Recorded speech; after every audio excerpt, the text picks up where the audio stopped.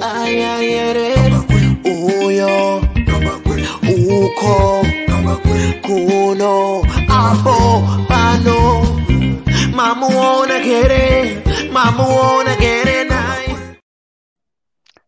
Right, 23 May 2022, and today I'm joined by my usual guest, Mr. Tinashe Jonas, after a very, very long time. How are you, sir? I'm so fine. They say home sweet home. Fantastic. And I'm talking to you. You're in Zimbabwe. You've been there for a while now. We were together last month. What has been happening over the past few months? For me, it has been, to adapt. If you are coming from diaspora, I think one day I will form an organization to help those who are coming from diaspora to adapt. I've been adapting and getting a lot of support from comrades like Comrade Philip Chabata, Ambassador Mchangwa, Comrade Obet Mpofu. I can't mention all, but the comrades have been amazing. Yeah, we can see your face has changed. You have gained a lot compared to when you were here. Okay, so Mr. Jonas, I don't want us to take a lot of time. The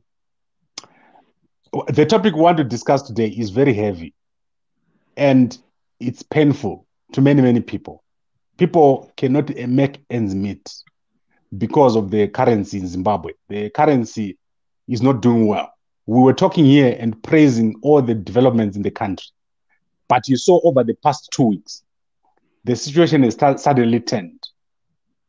Why is this happening? You know what is happening with the Zimbabwe dollar, the exchange rate. There's no black market. We're talking here about in the shops where people buy. The rate that people are using in shops is very, very high, around 400, compared to the government rate, the Reserve Bank rate, which is about 130, 120 there. Why is this happening? Okay, first I would talk on the developments, global economic developments. The first, obviously, being the Russia-Ukraine war. We know that Russia produces 19% of oil gas and 11% of crude oil. And because of the war, we know that I think it's almost $1.75. I can't remember. The petrol increases and diesel in Zimbabwe. And we know it affects the general economy when there's an increase in the prices of fuel. It's one of the global. Then locally, there's a lot of Zimbabwe is officially under sanctions, and the purpose of sanctions is to shock, frustrate, and freeze the performance of the economy, if possible, even to zero, so that people become frustrated, high unemployment rates. When the economy is suffering, there's a lot of disputes, stress, demonstrations, and even voting patterns changes. Against the ruling party or the government. So that's one of the factors. And the second is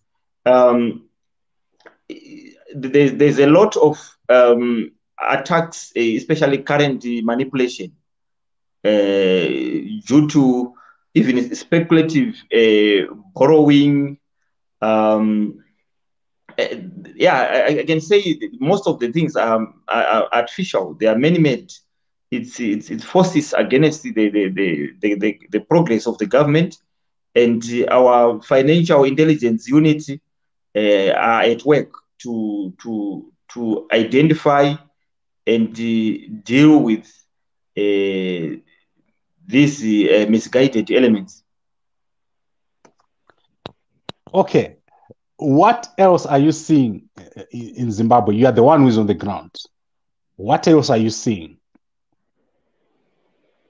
happening? Yeah, no. Honestly speaking, what can I say? It's clear to those who are progressive. Confidence in the currency is very important. And we know that there is a relentless attack in terms of propaganda, starting with the South African broadcasting, South African media. There's no denying that the South African media is a regional powerhouse. And one would be exempted in thinking that South African media, especially the televisions, ENCA, SABC News, one would be forgiven for thinking that they are triple C broadcasting or mouthpieces. One would think that Fadzai Mahere department in the information is actually the SAB, the South African media.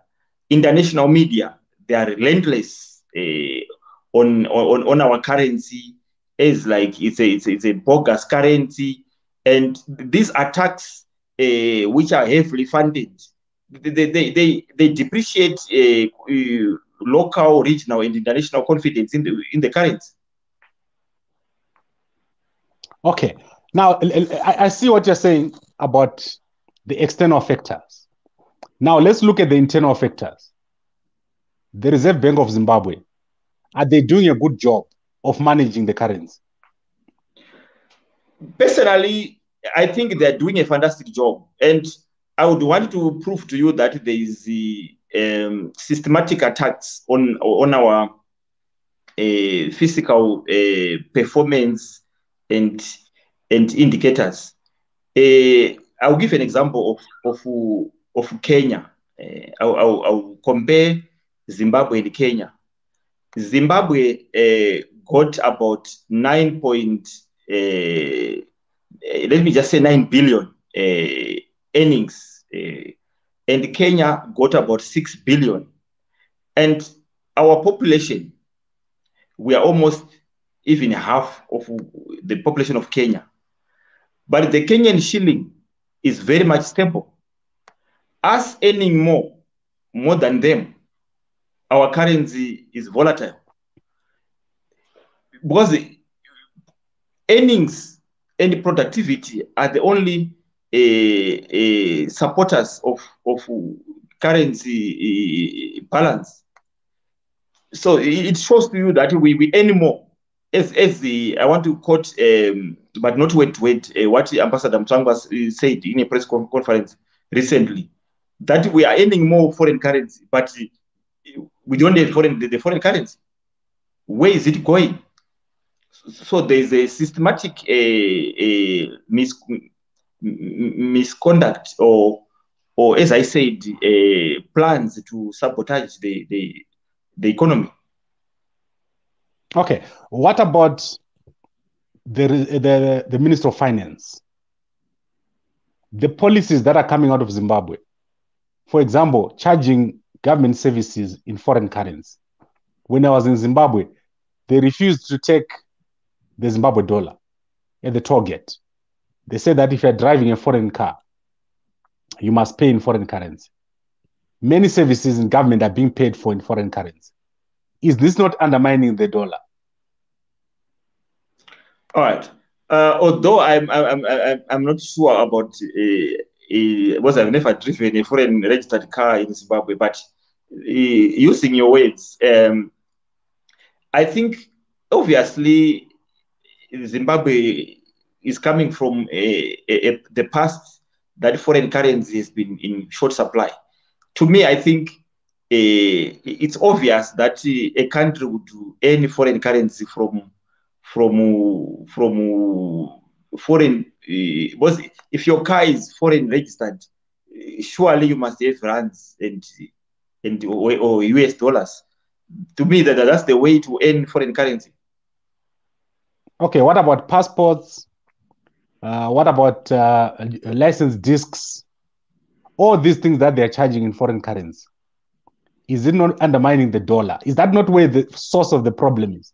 School fees, everything in Zimbabwe, almost right now, if you try to pay in Zimbabwe dollars, no one will accept the currency. Is that not the problem? Because no one wants to use that currency. Also, you can barely find cash in Zimbabwe dollars in the ATM. If you go to other countries like South Africa, Botswana, I was in Zambia recently, you can find their currency in the ATM. Zimbabwe dollars are very hard to find in cash. Are these not issues that the Reserve Bank and the Minister of Finance should be addressing? All right. We know that for almost a decade, from 2009 to 2019, we had stopped the use of our local currency because of the hyperinflation of 2009. I think our inflation went almost as far as 231 million percent. So if we had no currency at all between 2009 to 2019, surely our currency will start from a weaker position, gaining. De-dollarization obviously must be strategic and is a process. There's no denying that at the beginning, people were so used to the US dollar during a decade of when there was an absence, total absence of our local currency. People they had only the US dollar to rely on, and they, whether physical or emotional, got attached to it as our currency. Now the Zim dollar is coming in slowly, and eventually, and the president announced that all the important services or goods and services will be charged only in local currency. Surely measures are in place to make sure that there will be a total de-dollarization, but it will be a process and it will be done systematically. Okay, so between the two, Reserve Bank and Minister of Finance, who should make the first move? Because at the moment, it seems like there's a lack of leadership when it comes to currency. Do you agree that at the moment, people don't know what is going to happen with the currency? If it keeps going the way it is going, we might end up with the situation we had back there in 2008 with hyperinflation. Who is supposed to make the first move? If we're right now in the shoes of the Minister of Finance and the Reserve Bank, what would you do? All right. The Reserve Bank and the Minister of Finance, it's one organization. Reserve Bank being an institution obviously monitored and managed by the Ministry of Finance. To me, if I look at the things, there's really nothing more and nothing less. But I say it, the broader issue here is Zimbabwe is we are almost a 25 billion US dollar economy compared with our enemy or our most visible enemy, the US, which is their economy is around $19 trillion. And you can imagine the funding. Quite recently, I was even reading Comrade Matutu, the former MDC member of parliament for Masvingo, saying he was paid 75,000 US dollars just to beat up maybe Chief Serima, I can't remember, in Gutu somewhere. There's a lot of funding to destabilize the economy. When your enemies is US, is the NATO, is the European member states, seriously, there's a serious economic war from the powerhouses against a smaller economy, a smaller nation of Zimbabwe is caliber. So Zimbabwe, to me, is doing well against these superpowers. Okay, so let's say you were in the position of Minister Mthuli Ncube, and we're at the current position where we are now. What would you do? Because this is not black market. This is shops who are putting these prices. It's not a black market. It's official. These prices that you are seeing, the increases in prices, are official. It's allowed by the government that a shop can charge in Zimbabwe dollars, and they can then convert and charge in US dollars. So, like if I go to 5th Avenue, there are two queues. There's a queue for Zimbabwe dollars. There's a queue for US dollars. It's official. It's displayed. It's not a black market. What would you do if we're in the position of these institutions to fix this problem? Because to me, this looks like a national security threat. Something can happen here because of this continuous devaluation of currency.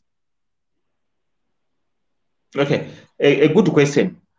I think it's in two categories. The first one is two queues that maybe the other queue people are paying in local currency. The second queue people are paying in US dollar. And then the second part of the question, I think, is about if you are a minister of finance, what would you do in current situations of the, considering that the currency is not stable. Okay, the first question, part of the question is, as I said, I've answered it before. We had only US dollar to rely on as a currency for almost a decade, between 2009 to 2019. The Zim dollar was no way at all. Now that the Zim dollar is in the market for almost 2.5 years now, many people, because of the attacks, internal and foreign attacks on the Zim dollar, obviously the confidence in it is depreciating, because people are attacking the money as like it's worthless money. And because we had the US dollar as the main currency or the only currency, we can't just wake up and de-dollarize and remove the US dollar from the domestic market. It will be, as I said, it will be a process, and eventually our currency will be the only currency to trade as a legal tender. And then what would the Minister of Finance do in current challenges? To me, it's no longer a matter of the Ministry of Finance. It's the matter of the Financial Intelligence Unity, the investigations, our intelligence team, financial intelligence team, to find out who are the culprits and what strategies are being used to sabotage our currency and our economy. To me, it's beyond the Ministry of Finance, although the Financial Intelligence Unity works hand in hand with the Ministry of Finance. But to me, it's more of the investigations, more than a fiscal policy or monetary policy. Okay. But don't you agree that if this situation is allowed to continue for another year, it will have drastic consequences for the elections in 2023? Yeah, purely these activities, they are designed to shift voting patterns. We are expecting a lot of activities which will attack the economy. I think it's last week there was a shutdown that flopped, and I am hearing again that there's teachers or some civil servants are planning another shutdown or stay away.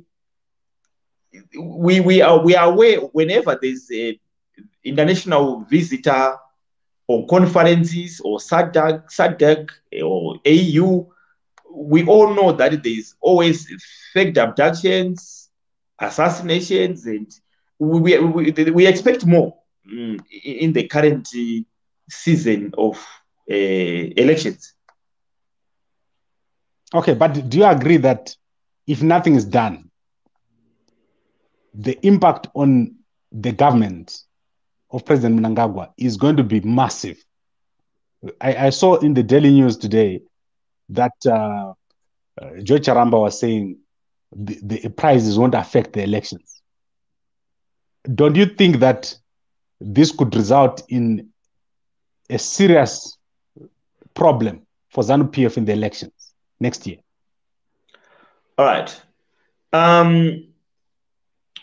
Although I want to know the strategy of ZANU-PF, but I think ZANU-PF have been there and they understand the challenges at hand. And I think as a party, they've got internal ways to communicate to their supporters and membership. And it's not new. They've been surviving almost over 2 decades now of sanctions. I think they've got survival tactics and effective communications and lines to their supporters and Zimbabweans at large. Okay, but right now, I'm seeing people tweeting pictures of prices. For example, I don't know how much a packet of Kapenda costs, but I just saw someone tweeted 7,500. And the salary of a domestic worker was gazetted as 10,000. That's a tweet that I was just reading now before I came here. Toll gates went up this weekend. School fees went up. Transport went up. Is there no solution that can be done besides communication? For example, they at one point banned the use of the Zimbabwe dollar altogether. And also, they gazetted that you can now import food without paying duty. Don't you think this is the right time to ban the Zimbabwe dollar again, to remove it from circulation? All right. The president recently announced a raft of measures, including the ones you have said. They are there to curtail or to counter these activities to attack the economy, and many more. And as I said, the financial intelligence unit obviously is at work to identify the culprits and to design a appropriate punishment. It's not only ZANU-PF can only communicate to its supporters, because this is the responsibility of the government, especially the Minister of Finance, to arrest these anti-economic activities. So obviously the measures announced and the investigations being done are to reverse the inflation figures. Okay, but what I'm saying is that this is not culprits, because every shop in Harare is allowed to charge in both foreign currency and local currency. So the Reserve Bank of Zimbabwe has got only $6 million, which they are giving out every week. So that whole auction system has got only $6 million. What this means is that our economy, which is worth billions, so 6 billion or 500 million a month, where is the difference? The difference between 500,000 a month and the 6 million which they are giving out a month coming from? It means somewhere, somehow, someone has to go on the black market to buy currency. Don't you think the problem that we have is not a sabotage, is not someone working against the economy, but a problem with the way that our economy is structured, which the government and the Reserve Bank, they need to address, not to blame faceless people. Okay. Okay, I will say this again. Let me answer on faceless people. We've got faces. The faces are known. The first face is US. The second is the European Union. Your Germany, your Britain, your whatever. Because we are under sanctions, officially under sanctions. That is clear. And what is the purpose of sanctions if they are not, if it's not to hurt the economy? The sanctions are designed to hurt the economy. Full stop. Russia right now has been hit by deeper sanctions from US. And these sanctions, they are clearly to hurt the economy of Russia, so that Russia won't have the capacity maybe to wage war or to militarize, to build, weapons. It's so clear. But in Zimbabwe, when we talk about sanctions, we say they are targeted sanctions. When they target the oxygen of the economy. They don't target someone working in Mzarabani who doesn't play a role in our economy. So sanctions, by virtue of sanctions, is to hurt the economy. And it's clear under Zidera that there must be a democratic and peaceful transfer of power. It's clear. That clause shows the intention of Zidera or sanctions to have a peaceful and democratic transfer of power. And what is democratic transfer of power? Power being transferred from ZANU-PF to CC. Full stop. And to me, no matter how the government will re-engage or what, the best re-engagement our enemies are looking forward to is transfer of power. If there's no transfer of power, it's not easy for them to stop tricks manipulating our economy and our currency. So the faces are there. The main one is United States of America, and in Zimbabwe is the embassy of the US, which is actually the owners of Triple C. Okay, so the situation is deteriorating. Last week alone, the currency lost almost 50% of its value. What actions should be taken? Because I'm not seeing the actions here. The actions that are being talked about right now, they are not addressing this issue. What should be done to address the real issues, which is that the currency is sliding? Because you are talking about the problem of sanctions. These are very high-level issues.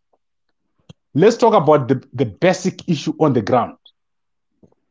Someone who is sitting in their home as a government employee, they don't earn foreign currency. They want their money that they've got to buy. What can be done? Don't you think my proposal to ban the Zimbabwe dollar altogether is the best idea? If that doesn't work, what else is there to avoid this slide that we're seeing now? All right. Every country, what can I say? Economic growth, whether rate or what you can call it, it's always fluctuating. We have never had a country in the world that has got an economic performance that just vertically going up or whatever the shape. Economic, you always have inflation, whether at minimum or at maximum or whatever rate it is. So it's not an economic strategy that whenever there is inflation, maybe inflation, I think it was around 4.4%, and then from since last year to April this year, and then it almost it tripled to 15% in April this year. You don't then ban your currency as a solution, because even around, I think last year, US had almost 7 point something percent inflation, and it was the highest for in so many years. What they did, they even printed money, $13 trillion. They printed money. They never banned their currency. So every country, every day, the work of the central bank, the ministry, is to control inflation and thereby realizing economic growth. Inflation is always a cancer that you need to manage and to control. That's why there's no zero inflation at all. There's always inflation, recession, depression. All these situations, they happen at some point. But that's the duty of the Minister of Finance to control. You okay. Don't wipe out inflation. You manage it. So that brings us to the next question. Yeah. Don't you think Professor Mthuli Ncube and Governor Mangunja, maybe they're not the right people to deal with this issue? Don't you think it's time that the president makes changes there in the Reserve Bank and in the Ministry of Finance? Okay. Every ministry has got some challenges. Otherwise, we're supposed to reach a point whereby certain ministries will be closed because they are performing well or they are not performing well. There's challenges. As I said to you, there's always inflation at any percentage, at any time. There's no country with 0% in terms of inflation. Now, to then say the standard average in Southern Africa is around 2.4%, meaning, and I am saying we were around 4%, I think 4.4%, and then 20 to 15%. And now they put measures, and they are still investigating to come up with other preventive measures to put stabilization to our currency. It's not a solution to ban the currency or to fire the Minister of Finance, because they are working on tirelessly on the problem. To me, they must be in place. Okay, but their solutions are not working.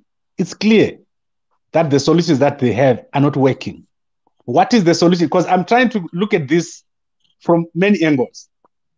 We've looked at banning the currency, and you say that that's not a solution. We've looked at removing the people that are in charge in these two ministries, these two institutions, that the Reserve Bank and the Ministry of Finance. What else can be done if these two things are not done? The removal of the dollar or the removal of the people who are supposed to bring about policies.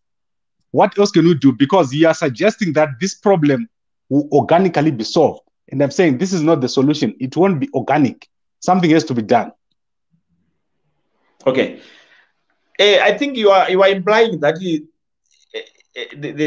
government or the Minister of Finance is doing nothing at all. And whilst you are aware that last week the president announced measures, that some of them you have mentioned, but these measures, they are, even when they banned lending, it was not like a long-term solution, but it was meant for immediate investigation. The government departments, they work hand in hand. As I said, investigations are, the minister can't investigate. Some of the departments, there's a lot of intelligence required to because economic sabotage is not done in one way or the other. There's so many ways are applied at different times. And again, a sudden rise in inflation has got so many factors besides sabotage. There are so many even economic factors. But it's not a solution to fire a minister or to, because they are already working tirelessly to arrest the problem. Okay, so you are saying basically this problem that we have in Zimbabwe is because of sabotage, is because of sanctions, it's because of regime change agenda, and Yes. it's not internal. No, it's not about the capacity of look. Even our we have got when we talk about fiscal consolidation, we have got even a surplus. But as I said, we earned more forex. I said 9 billion, and even Kenya earned almost 6 billion. But we are running short of forex, and then you ask yourself why. And secondly, our currency is too volatile. The Kenyan shilling is very stable. These economic indicators shows that our currency must be very, very stable, more than the Kenyan shilling. But the opposite is what is happening. Then you ask yourself why. I guess because would you bank your money in Zimbabwe? Would you take your currency and put it in a bank in Zimbabwe? All right. Here I'm talking about the 9 billion that our country earned. 9 billion which went into the country. And Kenya earned 6 billion. But I'm telling you that no matter how we earned more, but our currency was practically supposed to be more stable than the Kenyan shilling. But the opposite is what is happening. That must show you currency manipulation, economic is sabotage. Because when we earn more, when our exports earns more than our exports, when our exports earn more than our imports, surely we should be in a healthy financial state. But what is happening is clearly economically you can't explain it. You can't explain it because it doesn't make sense economically. What can only make sense is thorough investigations. Okay, but let's go back to the point I was trying to make. If I send someone money in Zimbabwe, they receive it in US dollars. They don't want to receive it in local currency.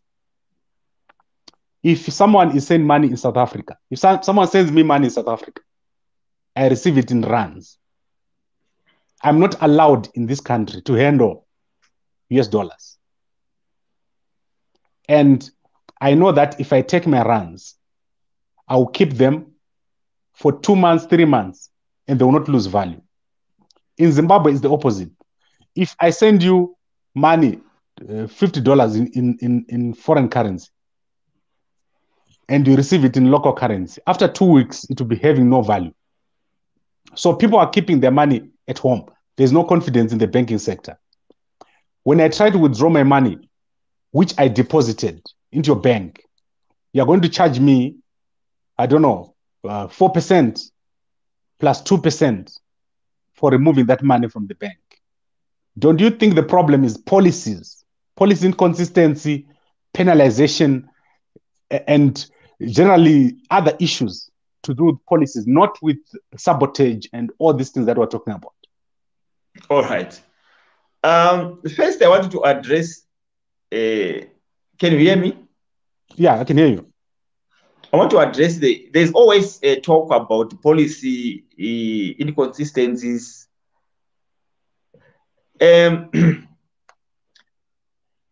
Monetary policies or fiscal policies are crafted regularly according to the challenges beforehand. You can't have a fiscal policy that will last for the next 10 years or 20 years. As I said, it's the duty of the Minister of Finance and the central bank to manage our economy. Economy can change, or inflation can change within a matter of seconds or minutes or hours. Now, So when they gazette or they announce policies, most of the time, it's in response to counter a current challenge. And then people, they call it policy inconsistencies. That's not true. Every country responds to challenges. It's like there's a flu pandemic. Obviously, the policies will be different when now there's maybe measles pandemic. The treatment, the preventive measures, the immunization, all those tools will be different from one disease outbreak to the other. The same happens with the economy. There's nothing like of that sort, but it's only that our opposition will. I was listening to the discussion between President Mshanga and Tendai Biti. Nothing whatsoever, he said, is being done correctly. Now, if the Minister of Finance of the government of Zimbabwe is doing everything totally in a wrong way, then the economy was supposed to be totally collapsed. But that's not the truth. So what is happening in Zimbabwe is our economy is affected politically. It's an issue of politics being played over economy. We are under political attack, and that has got a bearing on the economy because sanctions are economy. They are a political tool used to. It's a political tool used to fix sorry, it's an economic attack used to fix a political difference. Okay, Mr. Tinashe Jonas, I've really tried to go deep into this topic. It's very painful. The thing is, people are hurting out there. That's what I've realized when I'm traveling in Zimbabwe. It's not that Zimbabwe does not have money. It's not that the economy is not doing well. I always tell you that the economy in Zimbabwe is booming. But the lowest levels of our society is really hurting because they don't have capacity to, let's say someone who does not have the skills that you and I have, they cannot survive. They cannot even buy bread with their salary. So the poverty is increasing. Solutions are needed there. And there are no solutions for me and you because we can make a plan. But the people who can't make a plan, they're in real trouble. Is there anything else you want to say before we close? I think we need the laws, especially like the Patriotic Act. The other, I'm forgetting about the civil society. Even this, after these investigations, people who play around with the currency manipulation and whatever, we need a law around that. We need legislation that protects our currency, that protects our image, brand Zimbabwe. To me, it's a matter of legislation now. Okay. Thank you very much, Mr. Tinashe Jonas. I really enjoy talking to you, and you will certainly be back every Monday as usual. I'm happy that you are here now, and we'll be able to talk. And I think my issues with the network are continuing, so I'm trying to solve all our issues. You have seen that I've been struggling. All right. The economic saboteurs have been basing on your solutions of firing the minister of finance and banning the currency. I think we should close down. We should fire you as the editor of Kabakwe because of you can't manage the network. No, let's try that. I was actually out for the past week. I was not able to function. So you know what happened. Gambako Media was almost gone. So what we need to do, obviously, is we need to grow this, to change the structure, get more people here to do this while I'm not there. So it's true. Sometimes having one person doing everything is probably not a good idea. But sometimes it's better to be alone when you are effective than to be a crowd of incompetent people. I agree. So thank you very much, Mr. Jonasi. I'll see you again next week, and I'll obviously be traveling to Zimbabwe very, very soon. I love Zimbabwe. I want our country to do well. And there's no country in Africa that I've traveled to, which is like Zimbabwe. So much potential for young people. And I think this is all going to be sorted out. Thank you very much, Mr. Jonasi. Thank you so much for the invitation. And I can't wait to have lunch with you in Zimbabwe. Thank you, sir.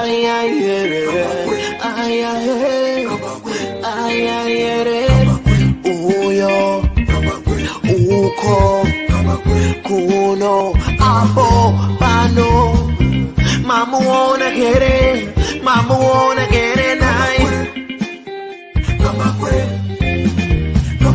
I know good I'm so I know good I'm tebe I know kaya marigi